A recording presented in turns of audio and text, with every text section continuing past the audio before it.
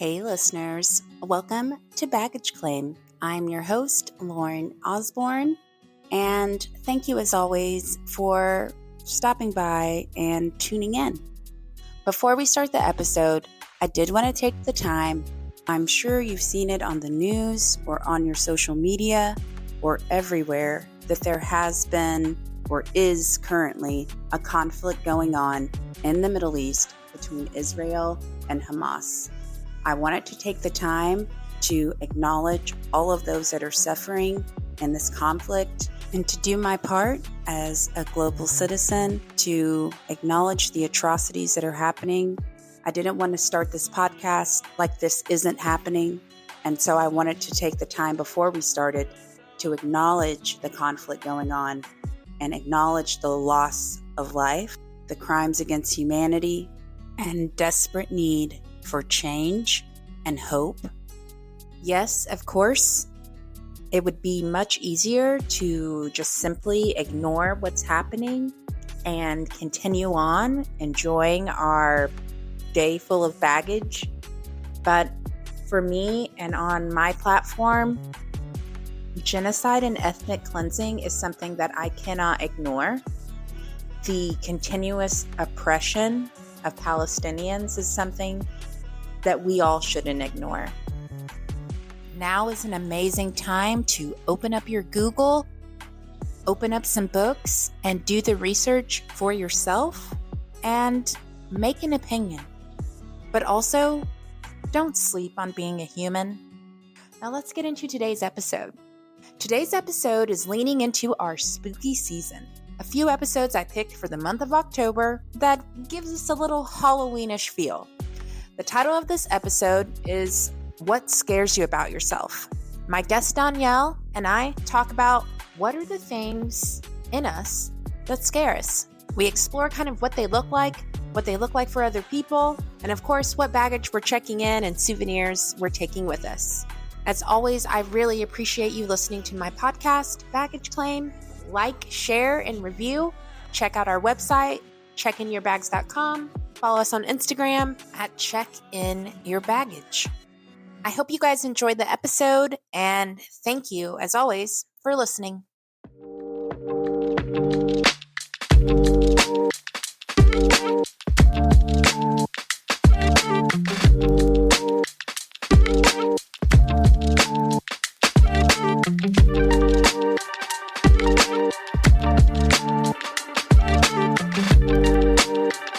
Hey listeners, welcome to Baggage Claim. I'm your host, Lauren Osborne.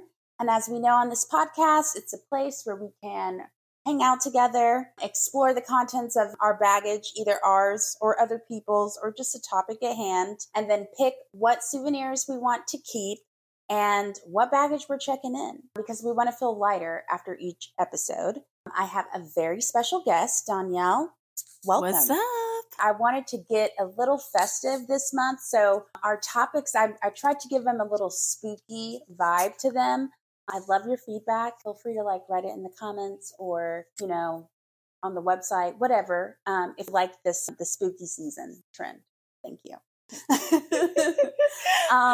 Okay, so as you know, I like to do warm-up questions, but first I'll ask, how is your day going? How is your week going?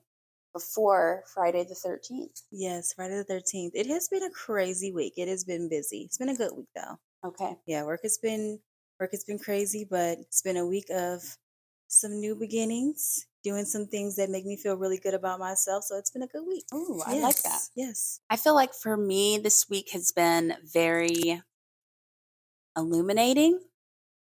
I feel a definite understanding of my sign. As you all know, I'm a Libra babe here.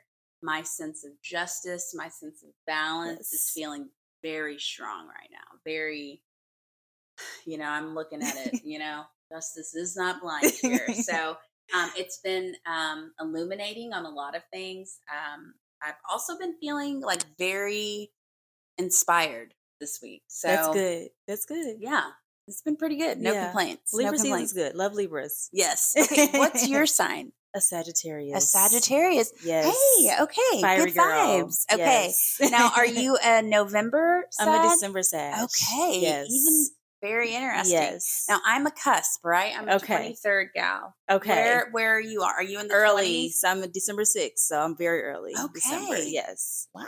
True Sag. Okay, like very much so. Yes.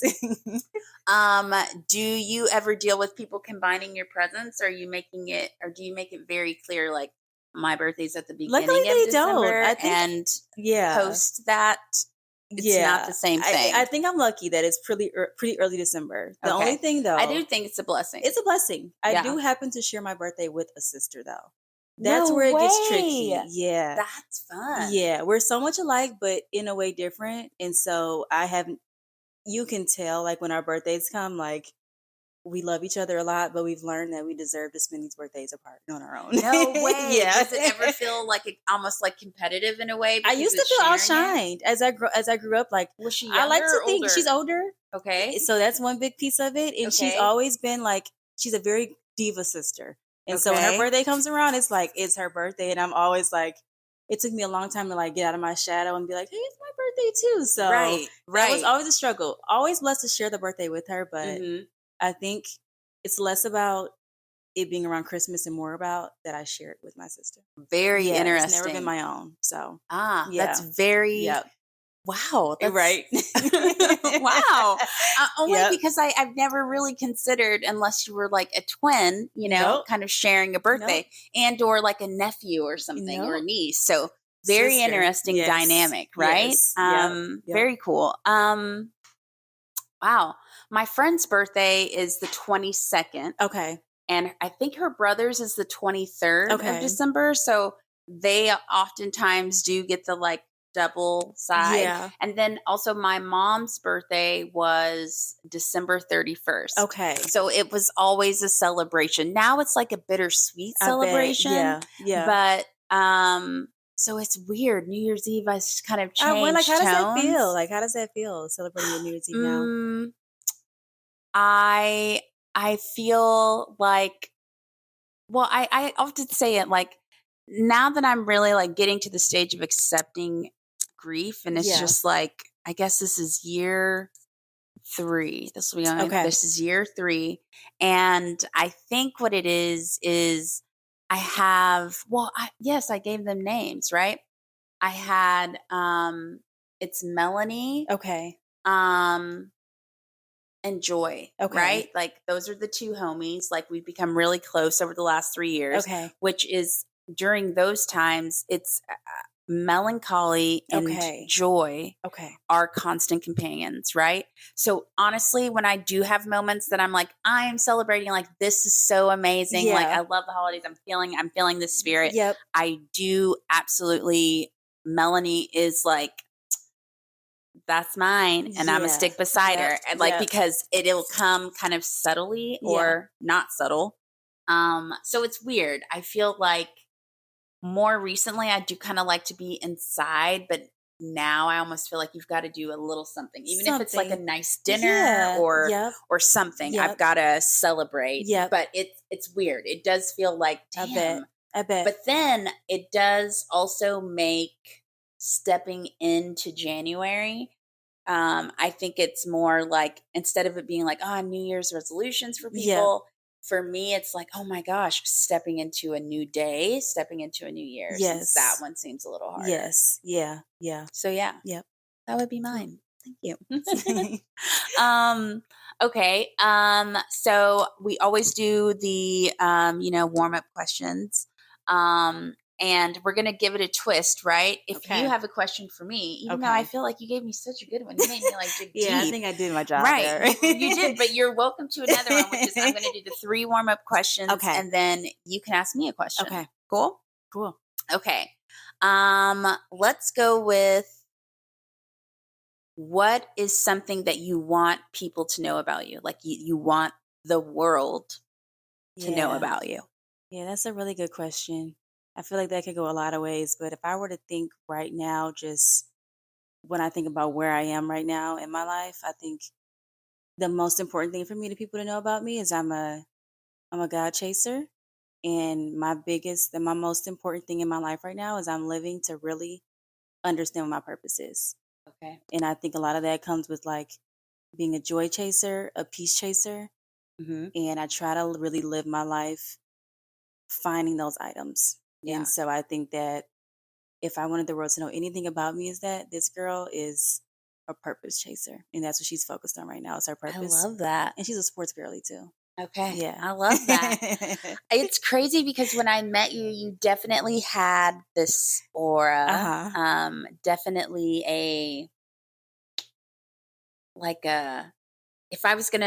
if you were listening and you didn't see this, right? If I was gonna give energy wise, Yeah. right? Very it's a good energy, it's a pure energy. Yeah. If I was gonna go with like what I would catch your vibe would be, it'd be like a Solange meets like a, well, now I know you're a sports girly. So now I'm like, okay, now I've got to like add that, like maybe like a Serena, right? But very, very earthy. Okay. If that makes sense. Okay. And like, very kind of in tune. Yeah. Like grounded. Yeah. I like that. I like that. Those would be my first impression. That's a really good compliment, actually. Okay, cool. Okay, second question. Okay. What did emotions look like in your home growing up? Yeah. That's interesting. I would say, because I think like too, as I've gotten older, like as you get older, especially if like you go through therapy and things, you're like, dang, I didn't really think about right why I am the way I am now, Right. But I would say growing up, emotions weren't really like, they were really like held back. And when they came out, it was intense. Like, yeah, Okay. I think like growing up, like emotions were a lot of times they were held back. I don't think there wasn't a lot of, you know, never really a time like I feel like we were really expressing our feelings or, we love, we grew up in a loving home, but like really like emotions and Right. things like those conversations, they weren't really happening. But when they did come out, they were intense. So it was, I would maybe say intense emotions growing up. Intense emotions. Yeah. Okay. Then if you could describe, because this was a question, and it's hard for me to actually answer it. If you could describe your childhood in one word, oh goodness, what would that be? Oh my gosh, that's a really good question. Describe my childhood in one word growing up. It's hard because it's really difficult. I have a really tough time with it. Yeah. It's hard to do one word. I would say, or the one I'm working with now, I would say filtered. Okay. Right? Like, just like kind of like your Instagram's filtered, curated. I think with loving intentions, right? Yeah.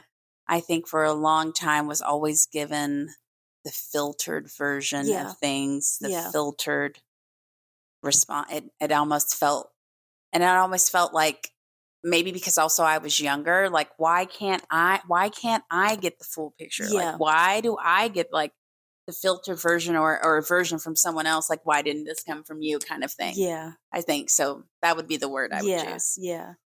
I like that. There's so many things I could think of. Like when you said filtered, I almost thought of like sheltered, because I was always like we were always like the kids that like when everybody else was going to something, it was like, no, you can't do that. But right, it's such a mix of things. Like it was loving, but it was also a child of like getting you out of the environment you were in. Yes. So we grew up in Detroit, so I've never been to Detroit. My mom lived in Detroit really? with her grandmother for a long time. So she always had this like deep love of it. But like, what is it like? What was it like? Yeah, Detroit. It's just what exactly what you hear. Like it's a hustler city, Okay. And growing up, most people think of Detroit, or they hear of Detroit as like the murder capital. So they think of it as like a very dangerous city, which I feel like growing up, I didn't think of it any more than being any other place. I always felt okay, but being in Detroit, like, I guess I guess growing up, you would think of it as the safest of cities. Okay. But I think, and I would say a lot of it too is like maybe not the most opportunities, I would say. And so growing up, our parents were really diligent about getting us out of the city. So we were involved in hobbies and things like that would get us out. We would go on trips or spend weekends outside of the city just to expose us to different things. So that's what I would say. Do you feel like, do you love Detroit? I love Detroit. Girl, I mean, I'm sitting here rocking a Detroit necklace right now. Like, it's my heart and soul. This Detroit has my heart. Yeah. I don't think I would ever go back and live there, but being from Detroit, there's nothing like it. Like saying it, it's who you are and how you carry yourself. When you see a Detroit person, you know. Okay. You know. What's a Detroit saying or something that what up, doe? Okay. What up, doe? Okay. Yes. I'm not going to try it. I would butcher it. I would say it in a way that it would be like, who the fuck is talking? So and what I'm are you not talking about. Right? Like, I'm not going to do that. I said it really proper too. What up, doe? No one says it like that, but that's the same. I feel like it made me, who is it? Is it Fetty? Yeah. Put your hands up for Detroit. I love the city. I love Deep House, right? So, but you know that song, right? I don't think so. Put your hands up for Detroit. Yes, you have. I got to. It has this beat, and it's really funky. Listen, I don't have the copyrights, but I don't know if I'm big enough. But if I can, I'll really try to throw in a little clip. But for the listeners that do know, y'all know when he's like, "Put your hands up for Detroit." I probably love the city. Yeah. But as I'm being attacked by my dog, the next one and final one would be, what does joy look like to you? Yeah, joy. I think in the simplest version, joy just looks like peace. It's whatever. I think right now for me, it's like I've made conscious decisions based on am I respecting myself and the decisions that I make, and that brings me joy. And I think a lot about when I'm making decisions, does it really spark the light that's in me? Like, when you're at your best self. Yeah. And so as I'm making decisions and I'm like, does this spark me? Does this feel joyful? Not just happy, because joy and happiness are two different things. Very different. Joy is deep, So when I feel like I'm respecting myself and I'm really intentional and making decisions based on respecting myself, I would say that's joy for me. Yes, yeah. I love that. Yeah. I love that. Yep. Well, thank you so much for our icebreaker questions. I'm going to try to find this clip and we will be right back. I will be right back. Are you ready for this, girl? I'm ready. Let's go. So we're into spooky season. I was going to literally put a sound bite of a dun dun dun, but I Michael Myers tunes, right? But I'm going to be the tunes, and we'll see what happens. But our episode today, the topic we're going to talk about is in honor of spooky season, but also of unloading some baggage. What scares me about myself? That's the name of this episode. And I feel like that could be a lot of things. I really had to think about it. I was thinking about it when I walked my dog again, just before we started, just to figure out man, it's deep. Yeah. But I guess the fun part of this episode, it's not even a guess. What I know the fun part of this episode is going to be is we get to explore the depths of our fears. Yeah. Right. And for everyone listening and for ourselves, they really are personal and they're individual, right? So my fears may not be yours, but we could relate. Also, I'm going to throw this disclaimer out there. I am not a professional. Okay. I have a therapist. I'm not a therapist. So I'm going to give you the best advice I can and try to keep it cute. But if you feel things even deeper, talk to someone. You always know. I always throw in therapy is awesome. Yes. Okay. Whoop. Okay. So can you tell me what you think, what scares you about you? Or if we were gonna Iyanla fix my life, she's she does the sentence. So what scares me about myself is blank. Yeah. I would say the first thing that comes to mind that I feel like it's been an ongoing thing and a big part of my adult life I would say is never really feeling like I'm doing enough in getting closer to who I'm called to be. Right. Like I feel like, and it's not even, it could be part of like, it could be part of like not being enough, but I think it's less about being enough and more about like always being on the hamster wheel of like not doing enough and getting any closer to who I'm being called to be. I Right. think scares me a lot about myself because it takes away a lot of peace and content within myself. And I guess, are you moving the goalposts? Because how do you know when you've made it there? That's what scares me, is I don't know if I'd ever know. Okay. Yep. I think that's what scares me, is because when you feel like that, you're always chasing something.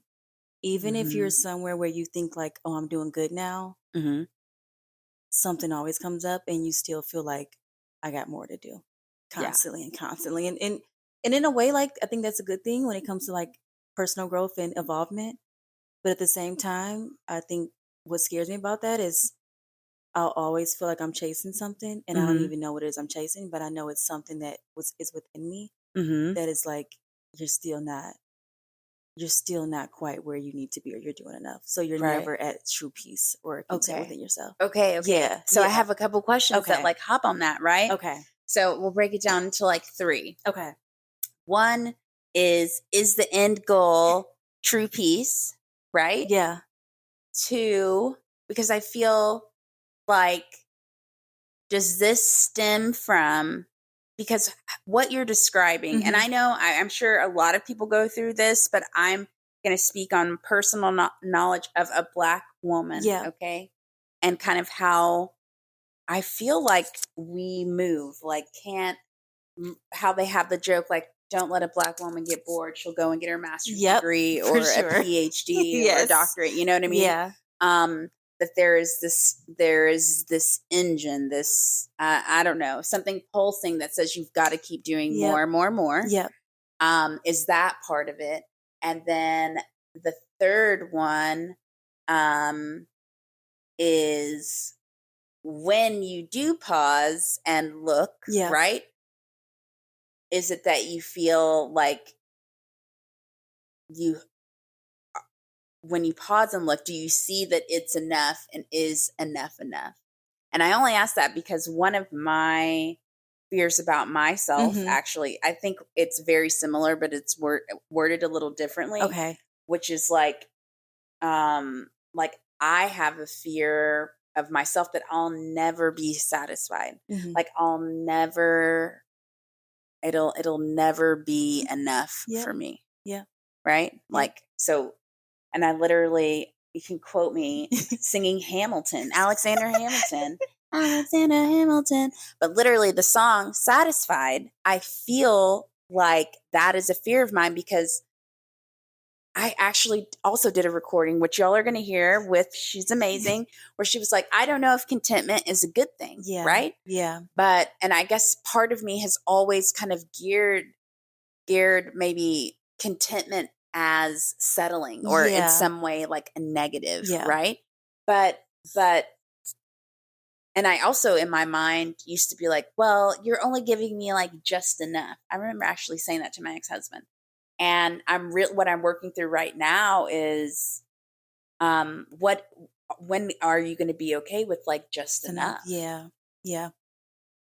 Right. I mean, it's very similar, but it's very similar in different ways. Right. Yep. Yep. So, okay. So in that threefold question, right? Do you think part of that is like the systemic and story of being a Black woman in this world we live in? For sure. Definitely. We're exposed to so many things. Like, even just with friends you make and you're like, man, she's killing it. Or obviously we know the social media world and the things that you see. Right. And I think I've tried to remove myself from that a lot. So will I say that part of it's from that? Yeah. But I think a little bit, I think that it's lessened over time. But I think that due to that exposure, it's never left me. So there's always still something in me. So yeah, I do think it's definitely systemic for sure. Yeah. But I would definitely say like it's lessened, but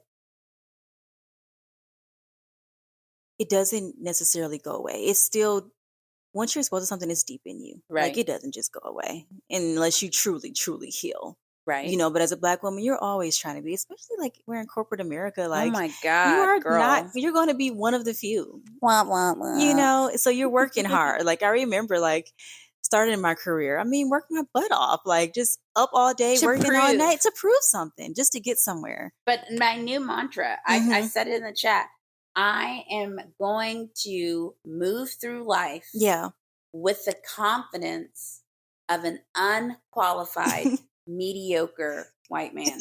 And I don't mean that to the fellas listening. If you happen to be of a lighter hue, this is no tea, no shade. I need that confidence. Yes. Because what I'm telling you is, I promise you that there, even if you are awake, and God bless you if you are. Yeah. There's, especially if you are, you know that there is, I need to be able to walk and move through the world. Yes. Without feeling like, am I going to be fetishized today? Am I going to be told that I'm being combative or aggressive by just not agreeing with you? It's like picking the battles each day. Yep. And recognizing, like, there are some I'm winning and there are some I'm not. That's literally why I have this podcast. I mean, it's one of the reasons. It's liberating. Yeah. Because I do feel wound tight. Yep. So I do feel that. And I did you ever get this speech? Listen, just because of who you are, you've got to be 5 times all better, the time, 5 times stronger, 5 times more smart, 5 times literally ingrained. Yep. And I definitely think that it was valuable. And I think of the age groups and what our people and what our parents and their parents have gone through, and why that is so instilled that you have just to prove equality. You've got to be better, right? Yep. I mean, you can't be mediocre. You've got to be excellent. Yeah. Right? Yep. But I do think that for me, and I don't know, I'm sure for you, you said you were in sports, right? I love like sports. Always in activities. Like it is instilled, like, winners never quit, quitters never win. Kind of, you know what I mean? Like those small things, which are valuable. They really, really are. Yeah. But it also could lead into this culture where, yes, you want to strive for things. Yes, you want to push yourself. Yeah. But are you being unkind to yourself in the process of doing that? Exactly. Are you actually becoming your own bully? Exactly. Yep. Like walking around? Exactly. Yep. I really struggle with that. My self-talk is like we're working through it. Okay. Progress, not perfection. Yes. Like, that's how it feels. Like, I'm doing my best here because the last couple of weeks, my God, it's been a struggle, but I'm really trying to, like, give myself a little grace. But what happens if you meet where you're called to go? What does that look like? Yeah, you know, it felt like you can only dream of what that looks like. But I imagine I'm just at rest with myself. I imagine that I'm just able to wake up in the morning. Mm-hmm. You know, I'm thankful for the day. Okay. Yes. I go about my day. And, you know, I hate to say something as far as like my thoughts, you know, stay in a positive spiral, because we can't control that. But I imagine that, you know, I'm able to quickly revert negative spiral thoughts. You know, I imagine that, you know, I'm just content with who I am. I imagine that I'm not like constantly, like, in the perfect world, I think I would be just not constantly looking for the next best thing.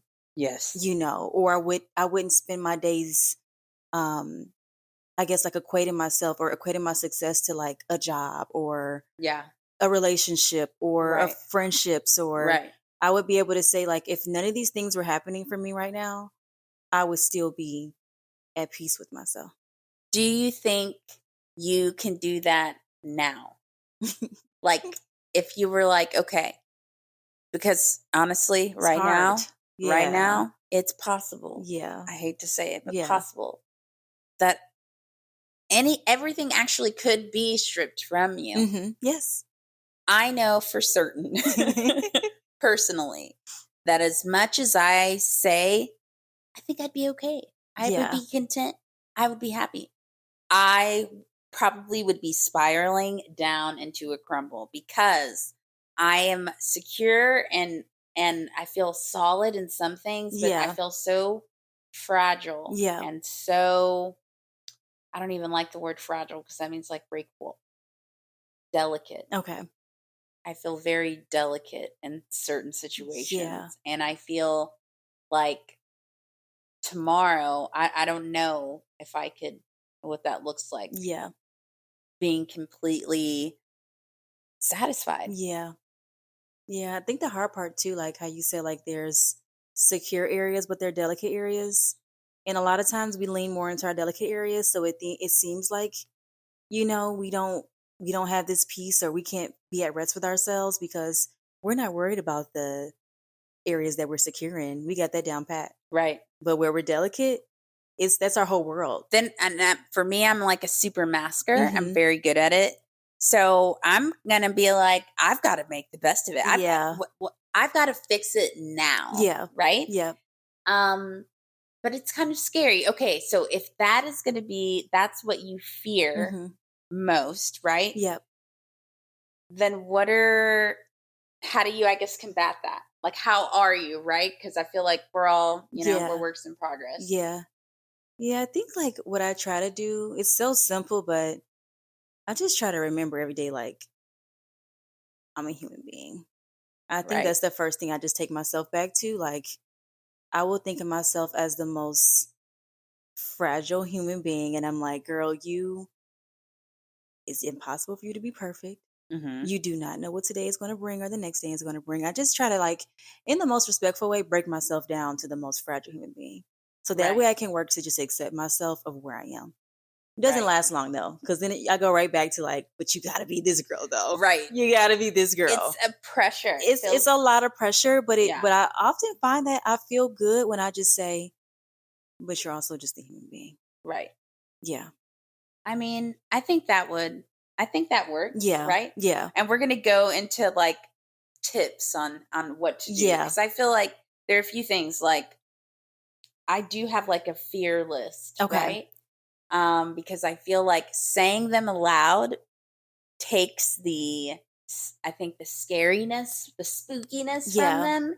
So I do it. I keep it on my Google Keep, and I also have like a notebook on, and mine are so weird. I mean, this following month, we're going to be talking about like, what's the boogeyman in your life, and I feel like I have a lot of like little ones of those. I think my biggest one, for the boogeyman, which I'm going to wait for that episode, but like one is like poverty. Like it's like a realistic worry. It's a realistic boogeyman to me. But I do also know that, like, I mean, I have like faith and truly believe that, everything's going to work out. It's going to be all right. So I try to kind of lean on that, but like, that's a big fear. Yeah. Right? Yep. Is that like I do think it's a normal one. Yeah. Right? For sure. I think it goes a lot too when you talk about like systemic and societal pressures and things. Like, part of the reason we think about like always doing more and doing enough is because being a Black woman, there's a good chance you're not falling from you didn't come from life. Right. It's a very good chance. You might not have. Right. And so you feel like I gotta do this for myself. Right. So a lot of that, like, I gotta do more because you're leaning on yourself more oftentimes than not. Unfortunately, I hate to live that way, but I think like that boogeyman of poverty is real due to that. I think it's okay, so when we say what scares me about myself, what motivates you? What motivates you? That's a really good question. I almost hate to say say random things like, your family or things like that, but if it's true, it's true. Yeah, I think like just, I don't know, like there's not like a lot of pressure on me to be somebody. That's the thing. Like, no one's out here like, if you ain't doing this, then you ain't nothing. It's all my own personal pressure. Right. But I don't know. Like, what motivates me is just, I don't know, girl. That's hard. Like, I would just say like maybe knowing who I could be. Like, I truly feel like every day, like, even though I may have like these fears, I know that there is so much inside of me. Yeah. And I think that might motivate me a bit is like, you haven't even seen all that you can become. Right. But you're not going to just become who you're going to become just because you live in day to day. Like, you got to work at that. Right. So I think that might motivate me is like, girl, you don't know who you're going to be in 10 years. Are you working at that every day? What do I got to do to make sure that I'm headed to whoever I'm called to be? Yeah. That motivates me. I feel like, I don't know what really motivates me. I think if I'm being honest, hubris, right? Okay. Pride. I think also feeling very much like I'm like the capitan of my ship. Yeah, for sure. You know? Yep. And it's kind of scary, but I think I've always been like a gold star kid, right? Like, I need to know, like, I mean, honestly, our chores were on a chore chart. So, like, I want the stickers, I want the stars, you know what I mean? And I feel like now I've had to start actually making myself provide the gold stars. And that's kind of been honestly what's been kind of motivating me, because for a long time, I literally was based on how I performed, was based on how I felt like, okay, well, if I perform well, people like me. If I perform well, people are kinder to me. If I perform well, I don't stand out. And if I stand out, it's always for like the right reasons. And sometimes, like, maybe I want to be out of pocket. Like, maybe I want to be the person that's a mess, you know? It's hard for me to actually be that person. Yeah. Truly. It's like a tightrope, and I'm literally, I feel like pulling thin, right? Yeah. I know I don't ever want to like fall into the opposite, but I do think that I don't know. I think what motivates me, and I hate that it's true, but I'm going to be honest, right? I'm a real person, is how the world sees me. Yeah. Like, and I think I want to get to a place of peace and joy where it is kind of irrelevant how I am viewed to others. And I wish, I guess I didn't care as much now. Yeah. Yep. But I do. I'm only human, you know? Yeah. And I do. Yeah. Like, it's a real thing. Yeah. Yeah. Like, oops. Oops. My bad. Because, like, I can't, that's like, this is like, it's such a reality for me. Yeah. Even when I try to, and I understand maybe fake it till you make it, right? I understand, especially in this case, like, I don't care. You sound like Cy from Real Housewives of New York, but it's not that. I actually do care. Yeah. I guess I feel it's less about how, part of it is like how I'm viewed, but like how I also, there's so much of me wanting to control how others see me. So I feel like I'm trying to, I don't know. I feel like that's a fear of mine, and one that I'm like, I'm ready to also kind of let that one go. That's a hard one. Yeah. That's a very common one. I think a lot of us are, we live in a way of how we would be viewed to others. But there's one thing that I've been trying to live by lately is like, and I'm not perfect at it at all, but I think there's one thing that I try to like keep in my head. It's like, maybe life is less about, maybe like this peace or joy or whatever we're searching for is less about how people view us and more about like how we view ourselves. How does how we live or whatever make us feel? How are you feeling day to day? Yeah. Because if you're doing something that you don't feel good about, but you're like, but the world likes it, you're not even being true to yourself. Right. Well, that's true. Yeah. So it's like, how do you get out of that space of like how the world perceives me, and like, but actually maybe it's not even about that. Maybe it's about how do I feel inside. If I'm feeling good about myself, it's like, I'm killing it. Yes. I'm killing it now. Yes. Yep. That's hard to get to. Right. Well, I feel like it also falls into the biggest fears, right? Which is for me, never satisfied. Yeah. And yours is like have you made it to the so purpose, wherever that right? is, yeah, right. Yeah. So I feel like that little thing, it's self-inflicted. Okay, like part of it is the world, but like a lot of it, I feel like it's on me. It and is, if anyone knows the trick, again, put it in the comments because I would love a formula for changing that. Yeah. Or evolving, right? Evolve, Right. don't dissolve, right? But I was talking to someone and she was like, I mean, when you talk to someone, after you talk to someone, take a minute, evaluate how you feel. I realized, like, I don't think I do that. It was something that was told to me earlier this week. And I'm like, so I'm really receiving what you're saying. And I'm like, yeah, I really want to take a second. Because I feel like sometimes I'll receive information and I'm either receiving it to respond or receiving it like literally like in my mind thinking, okay, well, what do they want in return? Exactly. Literally. Yep. I work in sales, Yes. guys. Like, I mean, it's logistics, but it's sales. Okay. What do you think are common fears that people have about themselves? And why do you think they're so pervasive? Yeah, I think just broadly, just not being enough in whatever area that is, right? And that stops you from becoming whoever you want to be or living the life that you want to live. I think that's a really common fear. It's just not being enough. Insecurities, right? Like you said, your own boogeyman was poverty, so sometimes so many insecurities, I think are common fears or just never accomplishing enough but I do think a big one is like you mentioned, not being perceived in the world the way I hope to be perceived. Right. Not being looked at in the world. And I can say, I feel listen, honestly, this started at childhood. I'm not going to front. It's like, listen, I love you, family. I love you, squad. You're the best. Okay. But that didn't start from strangers. Yeah. And I think that there's a lot of things that you are I don't know.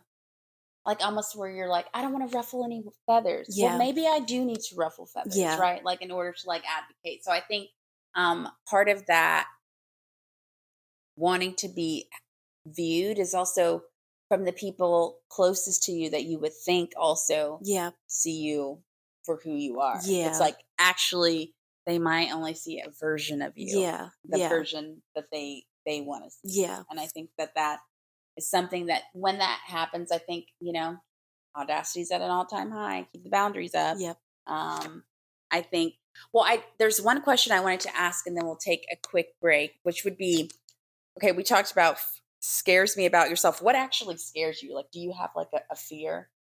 A legit fear, a legit, yeah. Ooh, this is so crazy. I have a really big fear of being kidnapped. I don't know what it is. It's been since I was a little girl. I'm always since I was a little girl. I'm I think I might have watched one too many Lifetime movies growing up. Well, probably the Face on the Milk Carton. Yeah, that one's stuck. Probably so. But to this day, and the Strainer Kid or Stainer Kid, that one, that made for TV movie. To this day, I'm man, will they have the supplies I need? It's just a lot of things, I'm fearing, but that's probably my biggest one. You know what? This is going to sound morbid, but I'm a realist. I try to keep it nice, but I'm a realist. A huge fear of mine, which I think I might sneeze. I think a lot of us, she and they, may fear, right, is, oh God, it's terrifying even to think about, okay? If there was an apocalypse or something, right? And I'm stuck here. Yeah.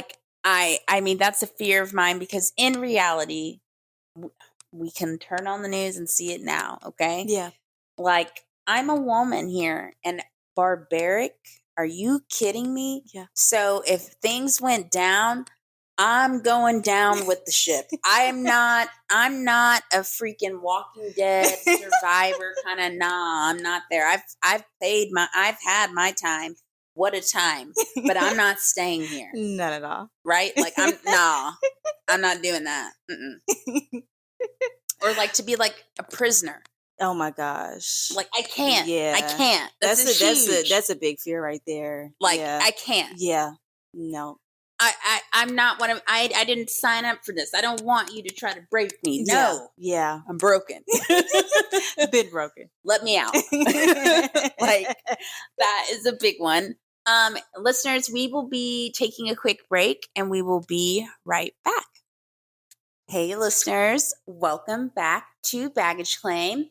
I'm here with Donielle, and we're talking about our biggest fears about ourselves, right? You've heard ours: overachievers, yes, people pleasers, excellers, right? It's our middle name, right?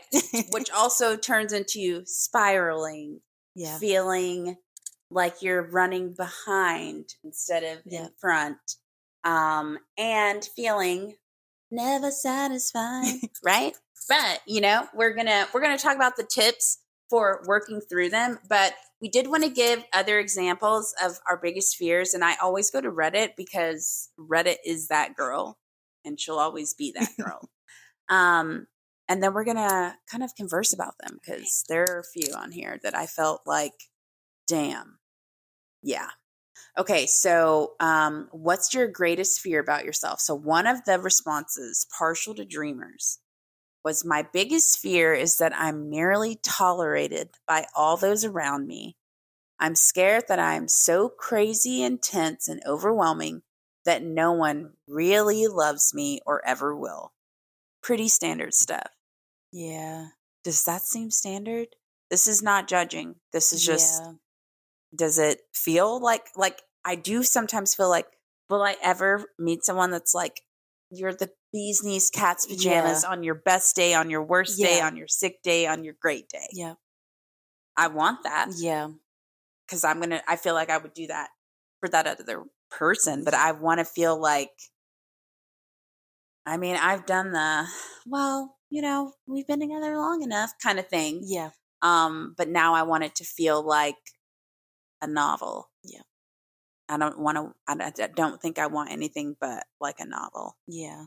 I think that in a way is pretty standard stuff. I mean, it kind of goes back into the like, I'm not enough space, right? Or am I too much space? Let's see how many of these go into that pocket that we were just talking about. Okay. That I won't be able to reach my full potential because I'm too lazy. Then I won't have anyone to blame but myself. Oof, felt that. Yeah. Okay. That I may never find love or someone to marry and start a family with. Ooh, okay. Oh, okay. Oh, wow. Guys, I'm sorry. Some of these I just want to read. Some of these I'm just going to limit, One says, I fear that I'm inherently unlikable and people think I'm insufferable to be around. Oof. It's deep because I have also felt like I've been in spaces where I did not feel like I fit in. Yeah. I did not fit in. As you all know, my listeners, I'm a neurospicy gal. I'm a little, I move a lot. I can't really be still. And I mean, if you know me, right? And I used to always be like, oh, it talks too much in class, Like it made me feel like there was something wrong with me. Mm-hmm. And, my memory is really bad. Like it's always been bad. But like someone would be like, yeah, remember that? And I'll be like, what? Like I'll literally need to see a picture or I'll need to do another sense. Or like another sense, right? For me to understand it, because it's not going to flash in my memory. Yeah. And it would always make me feel like there was something off with me. So I do understand that feeling. Totally. I do also, I would also say, if this person was even listening, that like, just be yourself because you will find your tribe. And to be clear, if you're neurospicy, we do find a way to each other, right? Like it's like a magnet situation. It's all right. We see each other, okay, in the Nini words. Okay, let's see. Oh, wow. Okay, last one for the Reddit, which is that I'm not nearly as intelligent or hardworking as I perceive myself to be. That is it. Whew. Yep. Now, can I be honest? I do have like days that I know,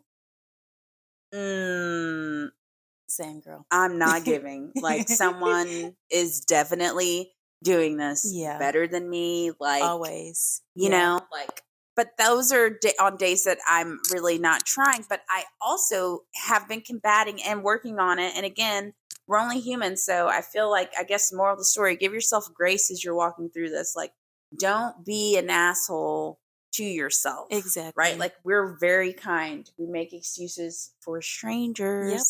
All the time. But like, I forgot what I was saying mid-sentence. See? You were headed somewhere really good, though. I was. You were. Okay. Yeah. Let's see. I've lost it.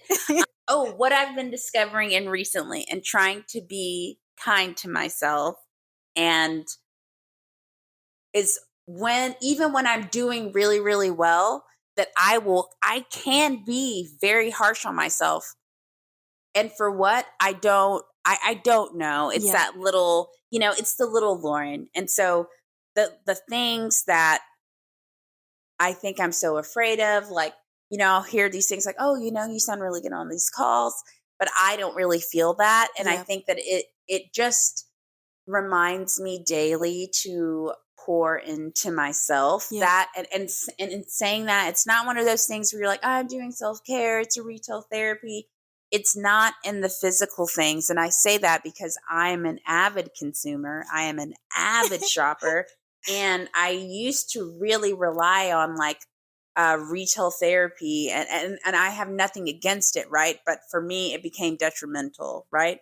So I want to, I don't know, be able to find these little ways of peace, waves of calming down and being like, you are enough, which is doing, for me, it's mirror work. For me, it's writing in my journal. For me, it's doing meditation. And because I cannot be still ever, mine are moving meditations, like it's finding ways for me to, because I can fret, right? I'm a fretter.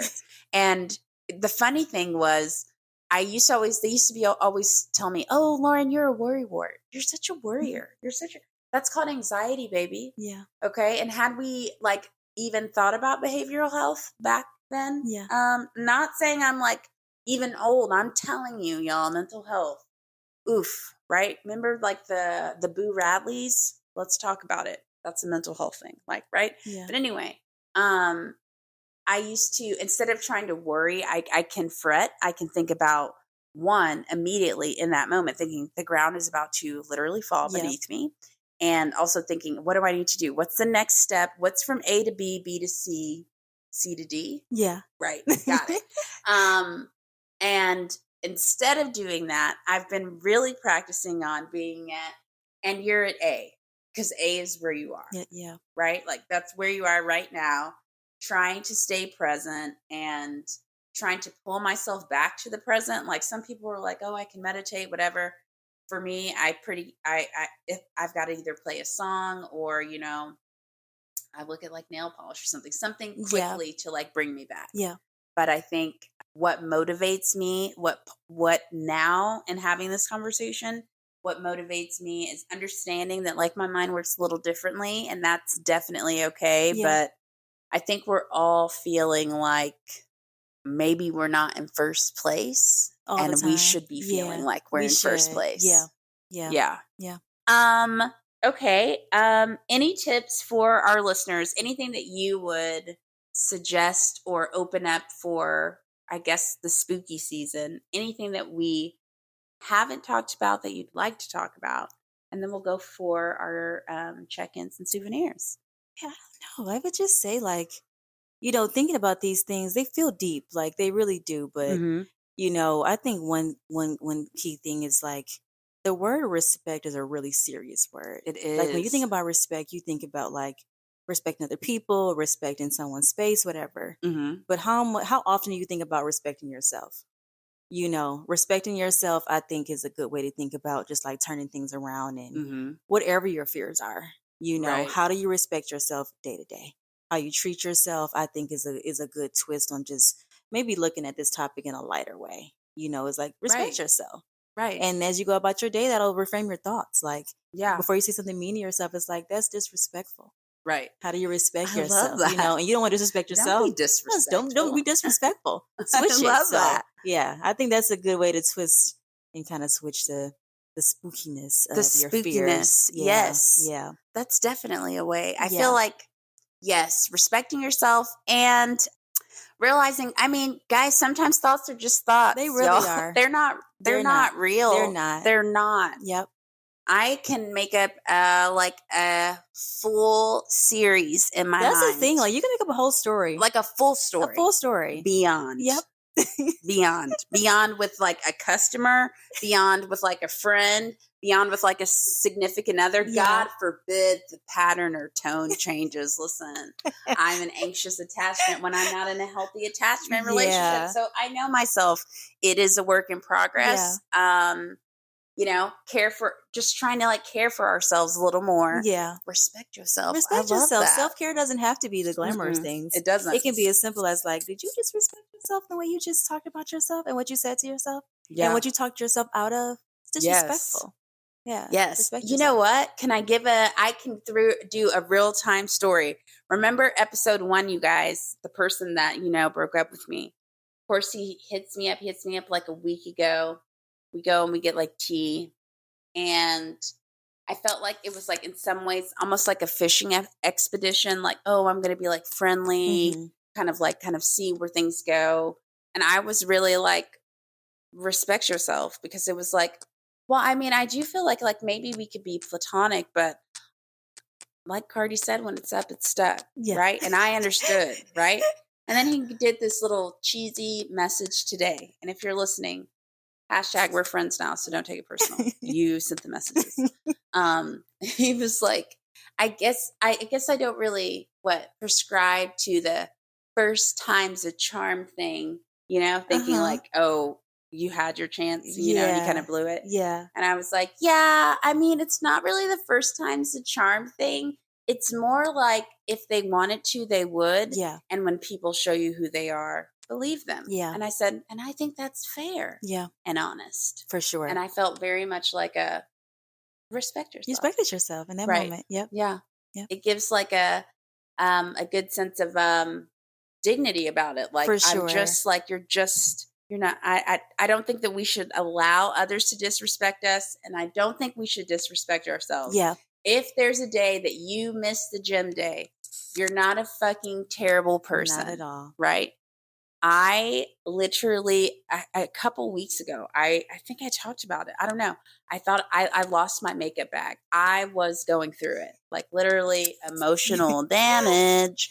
And even in finding it, it took me like weeks later to recognize, like, girl, the way that you handled that, right? It's a miracle that you found it. Yeah. And I think that's the power of hindsight, the power of self-reflection. Yeah. And doing self-reflection coming from a place of love and not a place of judgment, okay?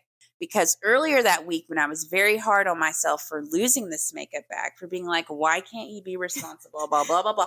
Even though, listen, I pay all my fucking bills, right? I take care of myself and live comfortably. And even through that, even through saying I've made it through all of these different things, each day I'm here, I'm grateful.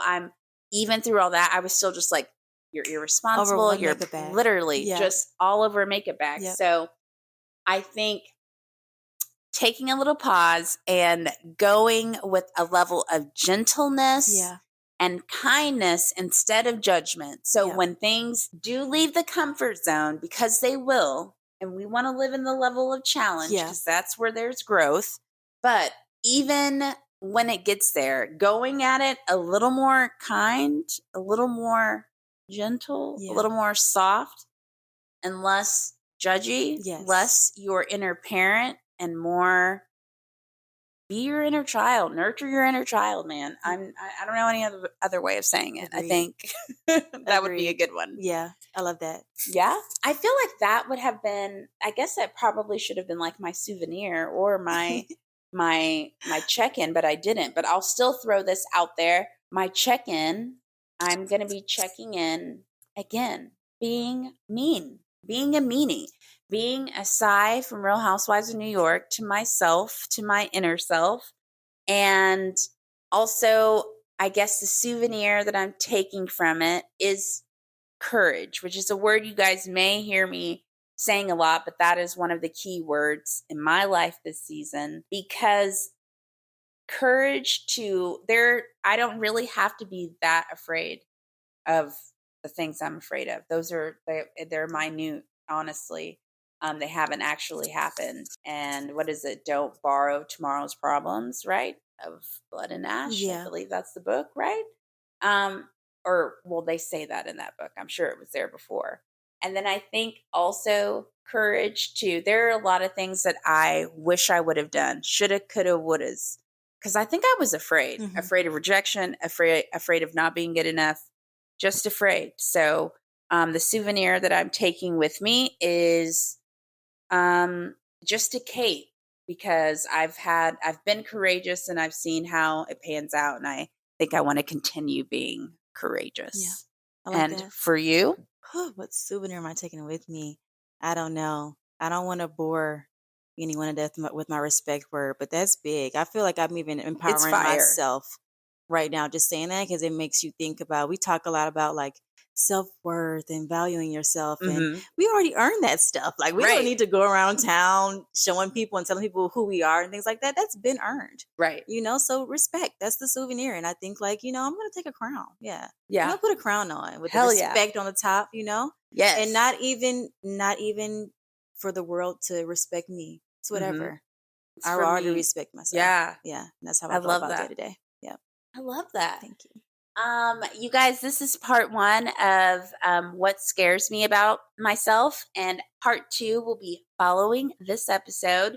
Donielle, do you want people to find you, or do you want to go Casper Ghost, which you totally can? I don't know if you've listened. You don't have to share your socials if you don't want to.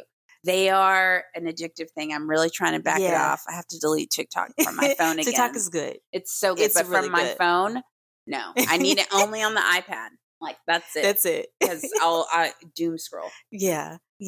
But yes, my Instagram, I'll share. Okay, my Instagram, go for it. Love Donielle. So that is LoveDonielle, and that's my Instagram handle. Awesome. It'll be in the episode notes unless she's like, hey, take it out. And then if you want to follow the podcast on Instagram, it's Check In Your Baggage. If you want to listen to our episodes, they're all available on my website, as well as if you want to leave a review and or add your pictures, add your thoughts, add your baggage. And that is checkinyourbags.com. As always, what's the mantra? Everyone has baggage. It looks different. It feels different on everyone, literally. And the gift is, if you're able to, you get to choose what you carry. As always, thank you so much for listening, and we will talk to you next time. Bye.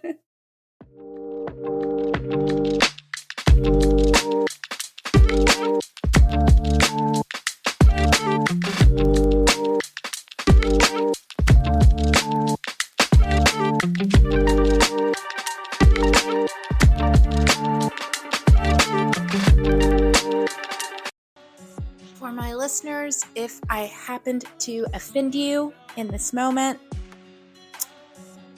I may offend you again. So, it is what it is. I love you, or I don't know you. But I do know where my heart is, and I do know where my core values are aligned, and that is, from the rivers to the sea, Palestine will be free.